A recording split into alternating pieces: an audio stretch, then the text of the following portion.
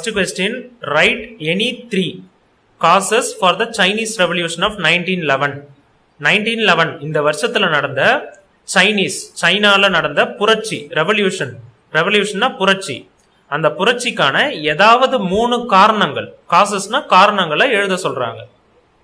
First கொஸ்டினுக்கான answer, the entire administration system was in the hands of a bureaucracy of scholar officials called mandarins. இது வரைக்கும் பார்ப்போம்.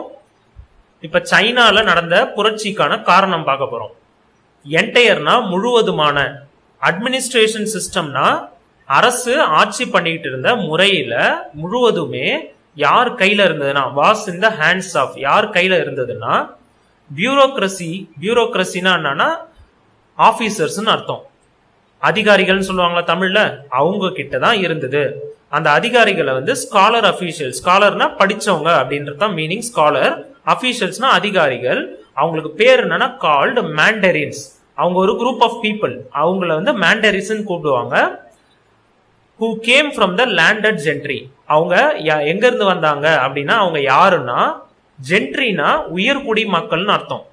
உயர்ந்த, இப்ப இந்தியாவில ஜாதின்லாம் சொல்றாங்கல்ல, அங்க ஜாதின்னு சொல்ல மாட்டாங்க, ஜென்ட்ரின்னு சொல்லுவாங்க. அப்படின்னா உயர்ந்த வகுப்பை சேர்ந்த மக்கள்னு அர்த்தம்.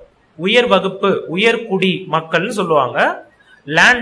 லேண்டட் ஜென்ட்ரினா அவங்க ரொம்ப உயர்ந்த குரூப் ஆஃப் பீப்புள் அப்படின்னு தான் அர்த்தம். அவங்களுடைய பேர் மேண்டரின்ஸ்.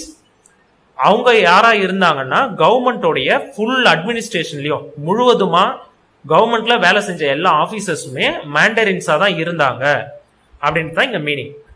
அப்ப மேண்டரின்ஸாவே இருந்தா அவங்களுக்கு தேவையானது தானே அந்த குரூப் ஆஃப் பீப்புள் பண்ணுவாங்க, பொதுவான மக்களுக்கு எல்லாருக்கும் பண்ண மாட்டாங்கல்ல, இது ஒரு பிரச்சனை. அதுக்கு அடுத்தது the mass of peasant population.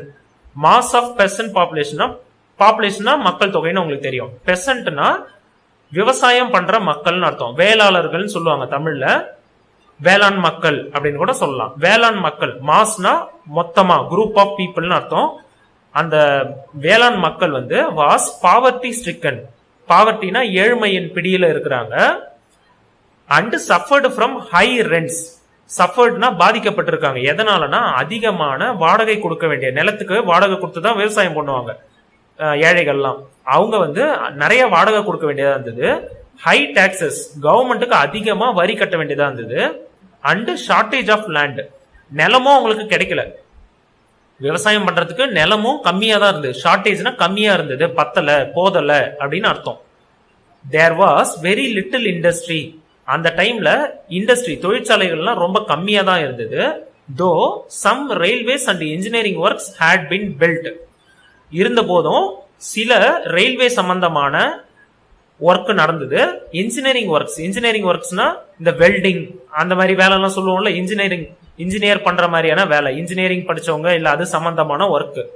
அந்த ஒர்க் எல்லாம் பண்ற தொழிற்சாலைகள் மட்டும்தான் சிலது இருந்தது. அப்ப நிறைய பேருக்கு வேலை கிடைக்காதா, அது ஒரு பிரச்சனை.